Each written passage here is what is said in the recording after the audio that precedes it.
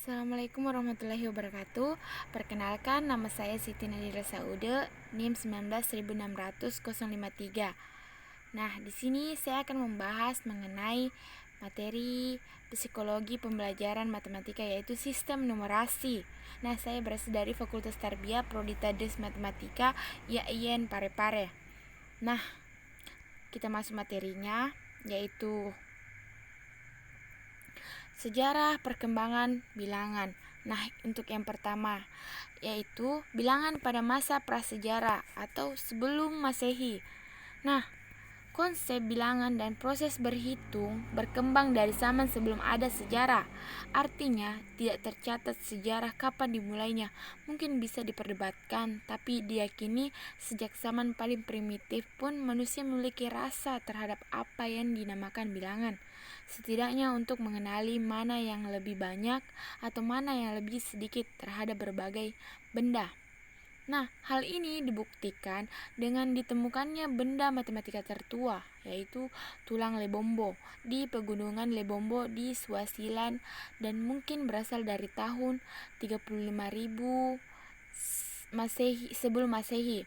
Nah, tulang ini berisi 29 torehan yang berbeda yang sengaja digoreskan pada tulang fibula babon.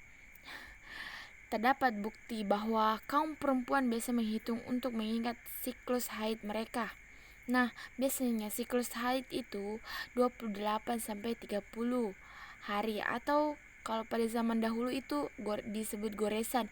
Nah, goresan tersebut terdapat pada tulang atau batu, diikuti dengan tanda yang berbeda. Nah, selanjutnya yaitu tulang Isango. Tulang Isango ditemukan di dekat batang sungai Nil, timur laut Kongo, berisi sederetan tanda lidi yang digoreskan di 3 lajur memanjang pada tulang itu.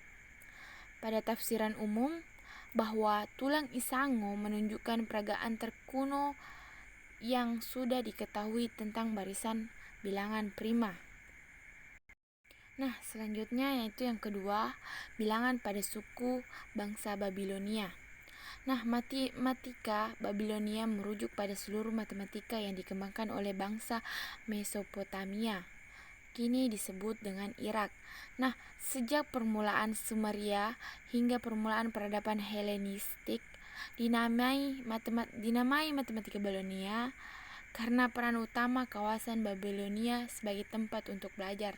Nah, pada zaman peradaban Helenistik, matematika Babilonia berpadu dengan matematika Yunani dan Mesir untuk membangkitkan matematika Yunani.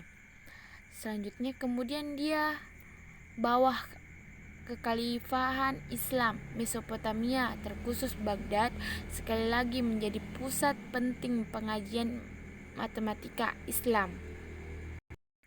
Bertentangan dengan langkahnya sumber pada matematika Mesir, penguatan Mesir matematika Babilonia diturunkan dari lebih daripada 400 lempengan tanah liat yang digali sejak 1850-an. Lempengan ditulis dalam tulisan paku ketika tanah liat yang masih basah dan kemudian dibakar di dalam tunggu atau dijemur di bawah terik matahari. Beberapa di antaranya yaitu karya rumahan. Nah, selanjutnya yaitu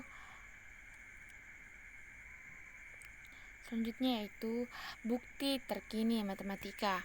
Tertulis adalah karya bangsa Sumeria yang membangun peradaban kuno di Mesopotamia.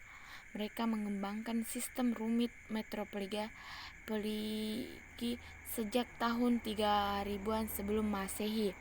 Nah, dari kira-kira 2500 sebelum Masehi ke muka, bangsa Sumeria menuliskan tabel perkalian pada lempengan tanah liat dan berurusan dengan latihan-latihan geometrik dan soal-soal pembagian. Nah, jejak terdini sistem bilangan Babilonia juga merujuk pada periode ini. Sebagian besar lempengan tanah liat yang sudah diketahui berasal dari tahun 1800 sampai 1600 sebelum Masehi, yang meliputi topik-topik pecahan, aljabar, persamaan kuadrat dan kubik, dan perhitungan bilangan reguler, invers perkalian, dan bilangan prima kembar. Nah, lempengan itu juga meliputi tabel perkalian dan metode penyelesaian persamaan linear dan persamaan kuadrat. Nah, matematika Babilonia ditulis menggunakan sistem bilangan Sagemel basis 60. Nah, disinilah diturunkannya penggunaan bilangan 60 detik untuk semenit, 60 menit untuk 1 jam, dan 360 derajat untuk satu putaran lingkaran. Nah, di mana 60 dikali 6. Nah, juga penggunaan detik dan menit pada busur lingkaran yang melambangkan pecahan derajat. Juga tidak seperti orang Mesir, Yunani, dan Romawi, orang Babilonia memiliki sistem nilai tempat yang sejati. Nah, di mana angka-angka yang dituliskan di lajur lebih kiri ternyata nilainya lebih besar seperti di dalam sistem desimal. Nah, selanjutnya yaitu yang ketiga, yaitu teori bilangan pada suku bangsa India. Sulba Sutra kira-kira 800 sampai 500 sebelum Masehi merupakan tulisan-tulisan geometri yang menggunakan bilangan irasional, bilangan prima, aturan 3, dan akar kubik. Nah, di mana menghitung akar kuadrat dari 2 sampai sebagian dari 100 ribuan, dan memberikan metode konstriksi lingkaran yang luasnya menghampiri persegi yang diberikan, menyelesaikan persamaan linear dan kuadrat, mengembangkan triple Pythagoras secara aljabar, dan memberikan pernyataan dan bukti numerik untuk teori Pythagoras. Nah, selanjutnya itu Panini. Panini ini kira-kira abad ke-5 sebelum Masehi, yang merumuskan aturan-aturan tata bahasa Sanskerta menggunakan notasi yang sama dengan notasi matematika modern dan menggunakan aturan-aturan meta, transformasi, dan rekursi. Nah, Pigala kira-kira abad ke-3 sampai abad pertama sebelum Masehi di dalam risalah prosodinya menggunakan alat yang bersesuaian dengan sistem bilangan biner. Pembahasannya tentang kombinatorikan bersesuaian dengan versi dasar dari teorema binomial. Karya Pigala juga berisi gagasan dasar tentang bilangan Fibonacci. Selanjutnya yaitu pada sekitar abad ke-6 sebelum Masehi, kelompok Pythagoras mengembangkan sifat-sifat bilangan lengkap, bilangan bersekawan, bilangan prima, bilangan segitiga, bilangan bujur sangkar, bilangan segi 5, serta bilangan-bilangan segi banyak yang lain. Salah satu sifat bilangan Pythagoras yang terkenal sampai sekarang yaitu disebut triple Pythagoras. Nah, dengan berkembangnya sistem numerasi, berkembangnya pula cara atau prosedur aritmetis untuk landasan kerja, terutama untuk menjawab permasalahan umum melalui langkah-langkah tertentu yang jelasnya yang disebut dengan algoritma. Nah, awal dari algoritma dikerjakan oleh Euclid pada tahun sekitar abad 4 sebelum Masehi. Euclid mengembangkan konsep-konsep dasar geometri dan teori bilangan. Nah, kata algoritma berasal dari algoris. Pada zaman Euclid, istilah ini belum dikenal. Kata algoritm bersumber dari seorang muslim dan penulis buku terkenal pada tahun 825 Masehi, yaitu Abu Ja'far Muhammad Ibnu Musa al-Khwarizmi. Bagian akhir dari nama al-Khwarizmi mengilhami lahirnya istilah algoritm. Istilah algoritm masuk kosakata kebanyakan orang pada saat awal revolusi komputer, yaitu akhir tahun 1950. Nah, pada abad ketiga sebelum Masehi, perkembangan bilangan ditandai oleh hasil kerja Eratosthenes yang sekarang dikenal dengan nama saringan Eratosthenes, The Cipher of Eratosthenes. Nah, dalam 6 abad berikutnya, Diopantus menerbitkan buku yang bernama Arithmetica yang membahas penyelesaian persamaan di dalam bilangan bulat dan bilangan rasional. Nah, dalam bentuk lambang atau bukan bentuk atau bangun geometris seperti yang dikembangkan oleh Euclid. Dengan kerja bentuk lambang ini, Diopantus disebut sebagai salah satu pendiri aljabar. Nah, selanjutnya yaitu kita mengenal bilangan-bilangan yang ditemukan zaman dahulu. Yang pertama yaitu bilangan cuneiform bangsa Babilonia sejak tahun 5000 sebelum Masehi. Kedua, bilangan bangsa Hindu Arab kuno pada abad ke-10. Selanjutnya, bilangan bangsa Maya di Amerika pada tahun 500 sebelum Masehi. Bilangan keempat, bilangan hieroglif bangsa Mesir kuno.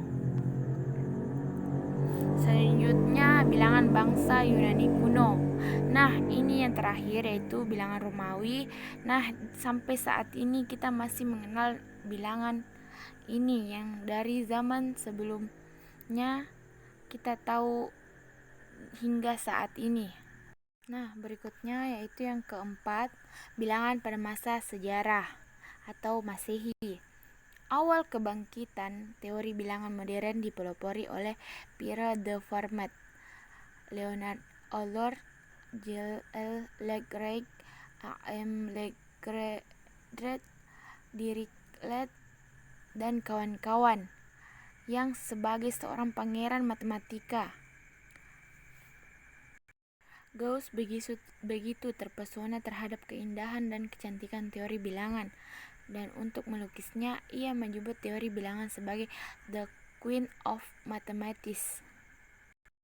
Pada masa ini, teori bilangan tidak hanya berkembang sebagai konsep, tetapi juga banyak aplikasikan dalam berbagai ilmu, pengetahuan, teknologi. Hal ini dapat dilihat dari pemanfaatan konsep bilangan dalam metode kode baris, kriptografis, komputer, dan lain sebagainya. Nah, materi kedua yaitu himpunan. Nah, sudah dinyatakan bahwa bilangan adalah ide yang lebih mendasar. Sebelum kita membilang, kita harus mengetahui objek-objek yang termasuk dan objek yang tidak termasuk. Nah, jadi untuk tujuan-tujuan matematika, kita harus menolak permintaan-permintaan seperti di atas dan menyetujui untuk membatasi perhatian kita pada kumpulan objek-objek yang didefinisikan dengan baik. Nah, selanjutnya, kumpulan objek yang didefinisikan dengan baik itu disebut dengan himpunan, sedangkan objek-objeknya disebut dengan elemen. Cara untuk mendefinisikan suatu himpunan adalah dengan mendaftar elemen-elemennya. Kita dapat mengumpulkan beberapa kriteria dan mengumpulkannya objek-objek yang sesuai dengan karakter tersebut. Nah, sebagai contoh yaitu himpunan nama-nama buah yang berwarna merah. Nah, pasti sudah tahu kan yang berwarna merah apa, bisa juga dengan apel. Nah, dan himpunan pohon-pohon di Pulau Inggris. Nah, tidak ada pembatasan pada jenis objek himpunan. Objek tersebut dapat berupa objek material, contohnya himpunan uang logam dalam saku saya, atau objek abstrak, contohnya seperti 7 petisi koordinal.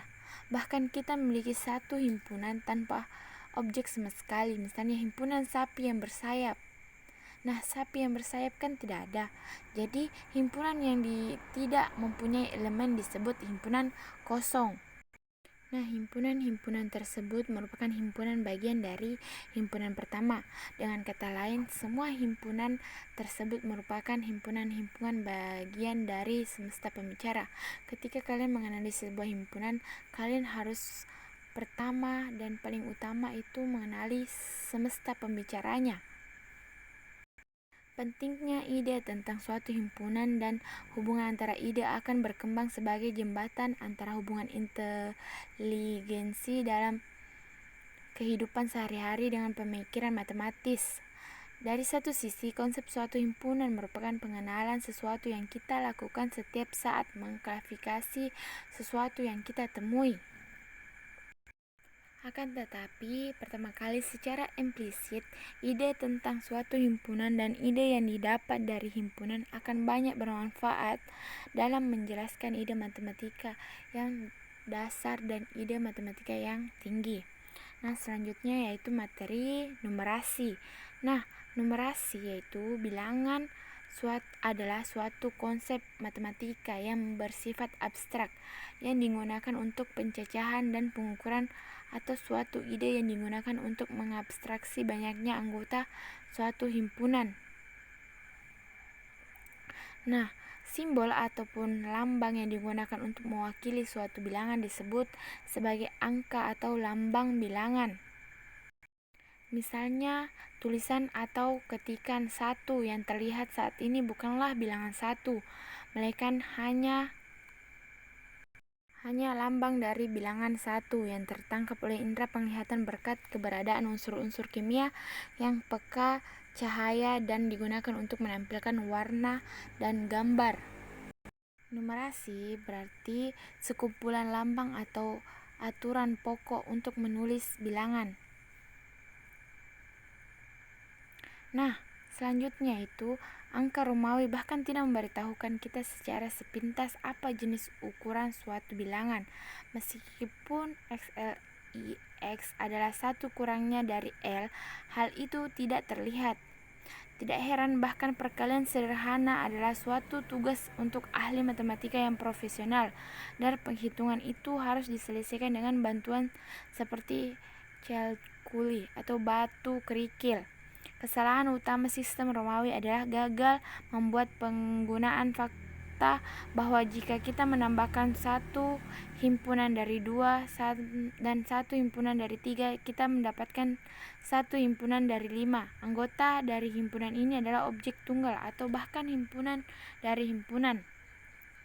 Ini menunjukkan bahwa alasan utama mengapa matematika Romawi tidak pernah mengalami kemajuan adalah kekurangan mereka atas notasi aritmatika yang bagus. Nah, selanjutnya yaitu penjumlahan. Dalam percakapan sehari-hari kita menggunakan tambah untuk banyak kegiatan mengkombinasi yang berbeda. Mungkin pendengaran kalian penjumlahan itu sudah tidak asing lagi karena kita setiap hari atau mungkin berbelanja atau bagaimana kita pasti menempatkan sebuah penjumlahan. Nah, pada tingkat perhitungan kita perlu mengorganisasikan notasi bilangan. Bilangan yang berada di sebelah kanan merupakan satuan, selanjutnya di sebelah kiri adalah bilangan puluhan, ratusan, dan seterusnya. Nah, metode nilai tempat dari suatu bilangan yaitu satuan, puluhan, ratusan, ribuan, puluhan ribuan, dan seterusnya. Nilai tempat ini digunakan untuk melakukan penjumlahan dengan cara bersusun panjang. Hal ini menunjukkan konsistensi yang kurang dan letak simbol menunjukkan bilangan lebih sekaligus kurang yang tidak berhubungan satu sama lain. Nah, materi selanjutnya yaitu perkalian. Nah, ini pun kalian tidak asing lagi. Nah, perkalian, keuntungan dari notasi bilangan Hindu-Arab menjadi lebih berarti ketika bilangan tersebut dikalikan. Menjumlahkan bilangan dengan metode yang dipresentasikan berdasarkan suatu satuan, puluhan, ratusan, dan sebagainya, sehingga kita dapat mengalihkan bilangan yang besar dengan cara menjumlahkan satuan, kemudian membawa bilangan yang dibutuhkan pada kolom selanjutnya dari kiri ke kanan. Contohnya 586, tandanya salah, itu dikali 3. Nah, sebagian besar siswa mempelajari cara ini terlalu cepat dan didorong untuk menghilangkan prosedur yang harus dilakukan dengan segera mungkin. Teknik yang digunakan secara tepat dengan mengorbankan pemahaman matematika. Nah, selanjutnya yaitu sifat distributif. Sifat distributif ini disebut juga sifat penyebaran, contohnya 6 tambah 50 tambah 500 kali 3. Nah, itu penyederhanaannya. Tanda kurung tersebut mengidentifikasi bahwa operasi yang ada di dalamnya dilakukan terlebih dahulu. Jadi ruas kiri yang dilakukan lebih dulu adalah menghitung 6 tambah 80 tambah 500, hasilnya 568. Kemudian menghitung 568 dikali 3. Pada ruas kanan yang harus dilakukan lebih dahulu adalah psikologi pendidikan. Menghitung 6 kali 3, 80 kali 3, 500 kali 3, kemudian menjumlahkan ketiga hasilnya. Persamaan tersebut menunjukkan bahwa dengan menggunakan kedua metode diperoleh hasil yang sama. Sifat distribusi sangat penting karena dengan sifat ini kita menghitung perkalian, yaitu selanjutnya materi dua sifat pada penjumlahan. Menggunakan tanda kurung sebagai kebiasaan untuk menunjukkan operasi pertama dikerjakan, bahwa hal ini tidak masalah pasangan bilangan mana yang kita jumlahkan, bahwa hasil tidak dipengaruhi perubahan urutan bilangan. Sifat-sifat operasi penjumlahan pada bilangan asli tersebut kita terima benar. Nah, pernyataan pertama bahwa hasil sama berapapun dua bilangan yang kita asosiasikan terlebih dahulu.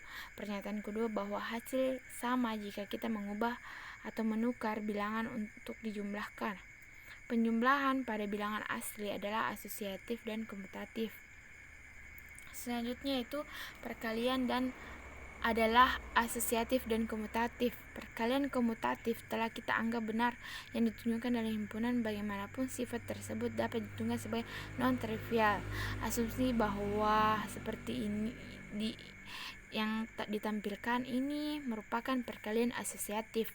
Nah, secara jelas bilangan dari himpunan terakhir yang beranggota titik-titik tersebut adalah sama dengan ilustrasi sebelah kiri. Selanjutnya yaitu 5 sifat sistem bilangan asli. Nah, berdasarkan sifat bilangan asli kita mengartikan himpunan bilangan asli 1, himpunan 1, 2, 3, 4 sampai seterusnya bersama dengan dua operasi plus dan kali. Dalam simbol jika N, A, B, C adalah sembarang bilangan asli. Nah, dari bilangan ini tampaklah 5 penjumlahan yang bersifat komutatif, bersifat asosiatif, perkalian yang bersifat komutatif, perkalian bersifat asosiatif, perkalian distributif terhadap penjumlahan. Nah, kebanyakan dari kita mengetahui sifat-sifat tersebut tanpa memperhatikan bahwa betapa pentingnya sifat-sifat tersebut. Nah, sekian materi dari saya mengenai sistem numerik. Sekian dan terima kasih. Assalamualaikum warahmatullahi wabarakatuh.